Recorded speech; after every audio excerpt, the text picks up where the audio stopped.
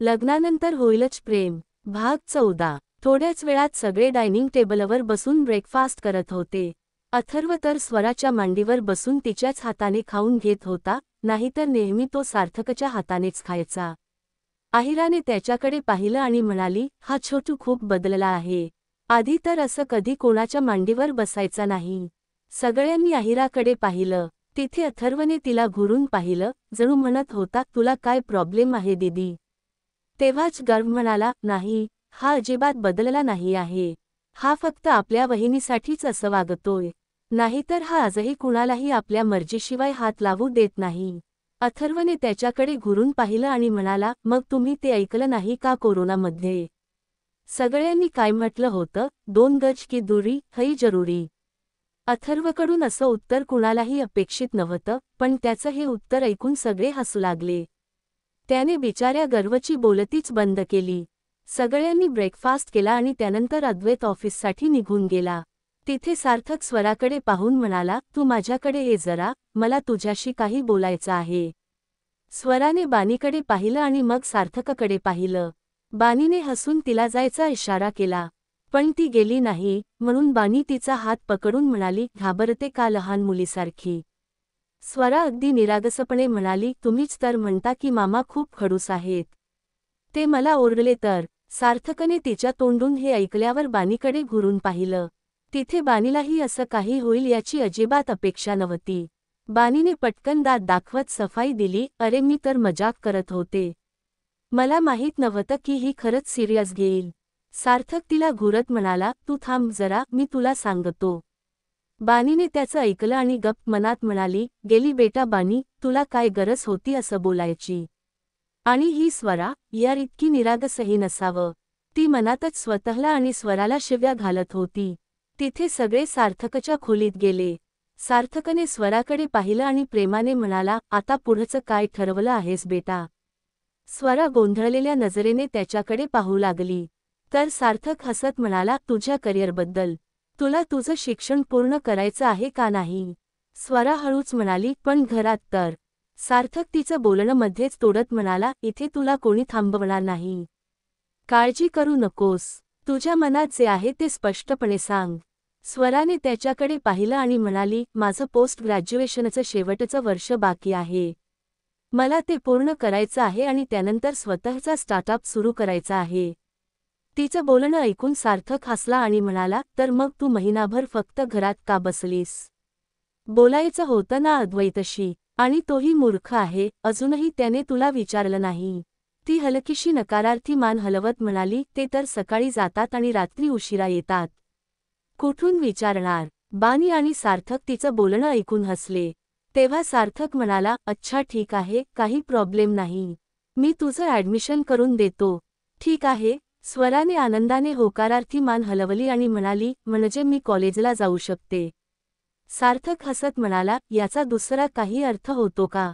स्वराने आपले दात दाखवले आणि पटकन उठून बाहेर जात म्हणाली, तर मग ठीक आहे. मी आयूला सांगते, तो माझं बाकीचं सामान आणून देईल. हे बोलून ती खोलीतून बाहेर पळाली. ते दोघं तिला इतकी खुश पाहून हसले. तेव्हाच बानीने सार्थककडे पाहिलं आणि सार्थकची नजरही तिच्यावर गेली. सार्थक तिला घुरत म्हणाला, काय म्हणालीस तू तिला? मी खडूस आहे? बरं, मी असं काय केलं की तुला मी खडूस वाटतो? बानी हळूच बेडवरून उठता अडखळत म्हणाली, अरे बोलली तर होती. मजाकमध्ये म्हटलं होतं. एवढं सिरियस का घेताय तुम्ही? पण सार्थक त्याहूनही जास्त वेगवान होता. त्याने लगेचच बानीचा हात पकडला आणि तिला ओढत बेडवर पाडलं. पुढच्याच क्षणी तो स्वतः बानीवर होता. बानी त्याच्याकडे पाहत म्हणाली, काय करताय? सोडा सार्थक. पण सार्थक तिला सोडायच्या मूडमध्ये अजिबात नव्हता. त्याने तिचे दोन्ही हात पकडून बेडवर आपल्या हातांनी लॉक केले होते. बानी त्याच्या पकडीतून सुटण्यासाठी धडपडत होती, पण सार्थकची पकड एवढी सोपी नव्हती. सार्थक तिच्या जवळ जात म्हणाला, आता तुला मी खडूस वाटतोच आहे, तर थोडी खडूसपंती करूनही काय फरक पडेल? काय करशील माझं? बानी चकित होऊन मोठ्या डोळ्यांनी त्याच्याकडे पाहत म्हणाली, काय अर्थ आहे तुमच्या बोलण्याचा? तुमच्या डोक्यात काय चाललं आहे? सार्थकने तिचे दोन्ही हात आपल्या एका हातात पकडले आणि दुसरा हात तिच्या कंबरेवर ठेवत तिला थोडं कुरवाळत म्हणाला, आत्ता कळून जाईल तुला. हे बोलून त्याने पुढच्याच क्षणी आपल्या ओठ तिच्या ओठांवर ठेवले. बानी आश्चर्यचकित झाली. हा माणूस अगदी अनप्रेडिक्टेबल होता. त्याच्या डोक्यात काय चालतंय हे समजणं बानीच्या हाताबाहेर होतं. पण यावेळी तिने स्वतःच ही अडचण ओढवून घेतली होती, ज्याची शिक्षा तिला मिळणं अपेक्षित होतं. सार्थक बानीच्या ओठांवर सतत किस घेत राहिला, पण बानीकडून त्याला विशेष असा रिस्पॉन्स मिळाला नाही. त्यामुळे तो चिडला. त्याने तिला सोडत घुरून पाहिलं आणि म्हणाला, तू मला प्रोक करत आहेस.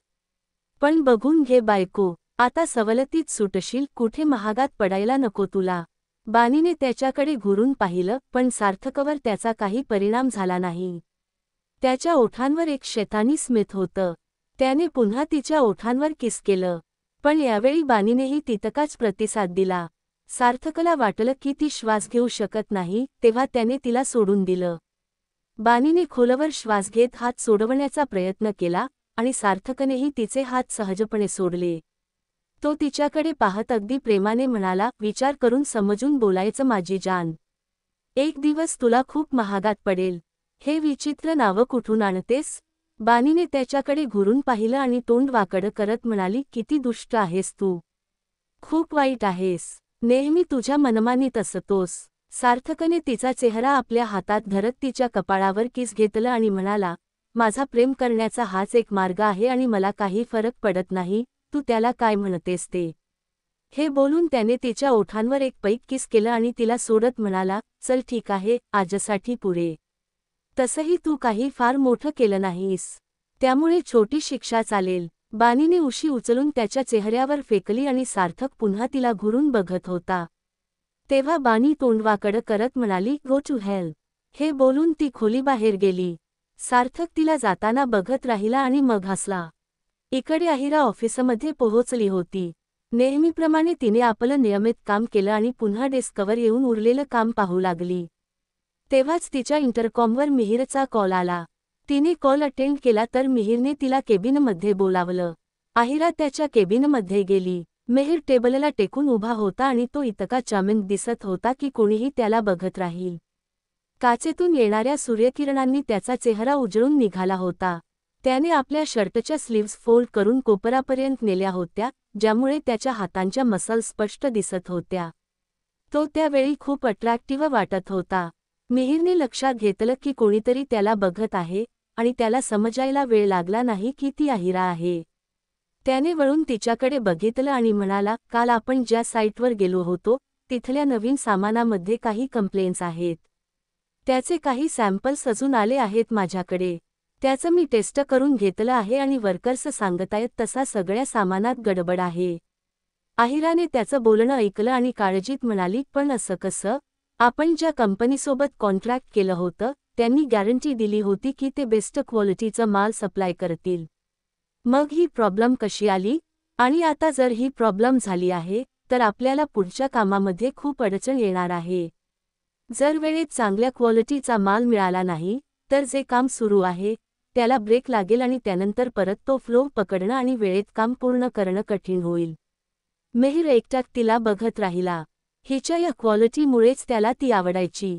यामुळेच ती त्याची पर्सनल असिस्टंट होती. फक्त ती त्याला घुरून बघायची, ते त्याला खटकायचं. मिहिरच्या नजरेत ते घुरणं होतं, पण अहिराच्या नजरेत ते निहारणं होतं. तरी तिच्या काम करण्याच्या पद्धतीने तो खूप इम्प्रेस्ड होता. मिहिरने तिचं बोलणं ऐकलं आणि म्हणाला, तू बरोबर बोलते आहेस आणि प्रॉब्लेम पण हीच आहे. म्हणूनच मी तुला बोलावलं आहे. या सिच्युएशनमधून बाहेर येण्यासाठी आपण काय करू शकतो? अहिराला त्याने तिच्याकडून सल्ला घेतला हे आवडलं. तिने त्याच्याकडे बघितलं आणि म्हणाली, तुम्हाला वाईट नसणार तर एकदा अद्वैत सोबत बोलून बघा. तुम्ही दोघं बिझनेस पार्टनर्स आहात. आय एम शुअर यावेळी तो नक्की हेल्प करेल. मी हे म्हणून सांगत नाही की तो माझा भाऊ आहे म्हणून तुम्ही हे करा. पण आपण आता कामाच्या लास्ट स्टेजवर आहोत आणि जर आपण दुसऱ्या कोणत्याही कंपनीकडे मदतीसाठी गेलो, तर कोणीही आपल्याला मदत करणार नाही. सगळ्यांना आधी गॅरंटी हवी असते आणि यावेळी आपण अशा सिच्युएशनमध्ये नाही आहोत. जर तुम्ही अद्वैत सोबत बोलाल, तर तो नक्कीच नकार देणार नाही. मिहिर विचार करू लागला. तिचं म्हणणं बरोबर होतं. शेवटच्या क्षणी कोणीच मदत करत नाही. पण जी सामानात गडबड झाली होती, त्यासाठी तो नक्की कंप्लेंट करणार होता. त्याने अहिराकडे बघितलं आणि म्हणाला, ठीक आहे. अद्वैतसोबत मीटिंग फिक्स कर. बाकी जो सामान आलाय त्या कंपनीविरुद्ध फ्रॉडची कंप्लेंट फाईल कर. अहिराने ओके म्हणत केबिनमधून बाहेर पाय ठेवला. मेहर आपल्या खुर्चीत बसला आणि हेडबोर्डला डोकं टेकवत म्हणाला, काहीही म्हण, ही मुलगी मला कितीही घुरून बघत असली तरी टॅलेंटेड नक्कीच आहे. क्रमशः टू बी कंटिन्यूड. व्हिडिओ आवडला असेल तर लाईक करा, शेअर करा आणि चॅनलला सबस्क्राईब करून बाजूची घंटी नक्की दाबा. धन्यवाद.